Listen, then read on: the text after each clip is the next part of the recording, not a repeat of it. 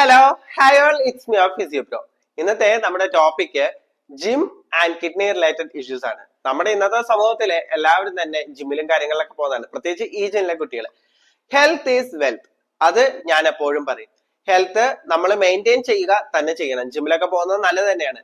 അതിലേക്ക് കുറച്ച് അവയർനെസ് തരാനായിട്ടാണ് ഞാൻ ഉദ്ദേശിക്കുന്നത്. ഈയിടെയായിട്ട് നമ്മൾ കുറെ അധികം കിഡ്നി റിലേറ്റഡ് ഇഷ്യൂസ് കാണാറുണ്ട്.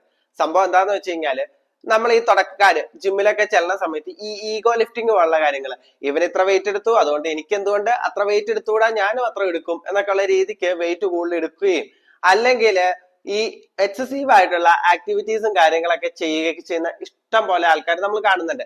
ഇങ്ങനെയൊക്കെ ചെയ്യുമ്പോൾ നമ്മുടെ മസിൽ ഫൈബേഴ്സ് ക്രാക്ക് ആവുകയും അതിൽ നിന്ന് മയോഗ്ലോബിൻ എന്ന് പറയുന്ന ഒരു പ്രോട്ടീൻ റിലീസ് ആവുകയും ചെയ്യും. അത് നമ്മുടെ ബ്ലഡ് സ്ട്രീമിൽ എത്തുകയും പിന്നീട് കിഡ്നിയിൽ ഡെപ്പോസിറ്റ് ആവുകയും ചെയ്യും.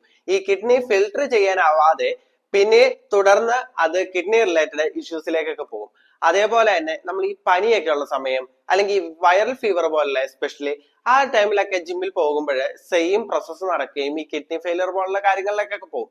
അതേപോലെ വാട്ടർ കൺസപ്ഷൻസ് കൂട്ടുക, അതേപോലെ തന്നെ നമ്മൾ ഈ പ്രോട്ടീൻസ് പുറത്തുനിന്ന് എടുക്കൂല, ഈ സപ്ലിമെന്റ്സ് പ്രോപ്പർ ആയിട്ടുള്ള നല്ല സപ്ലിമെന്റ്സും കാര്യങ്ങളൊക്കെ എടുക്കുക. ഇഷ്ടം പോലെ നല്ല അല്ലാത്ത കമ്പനികളും കാര്യങ്ങളൊക്കെ ഉണ്ട്. അതൊക്കെ ഒന്ന് പ്രോപ്പർ ആയിട്ടുള്ള ഒരാളുടെ അടുത്ത് കൺസൾട്ട് ചെയ്ത് എടുക്കുക.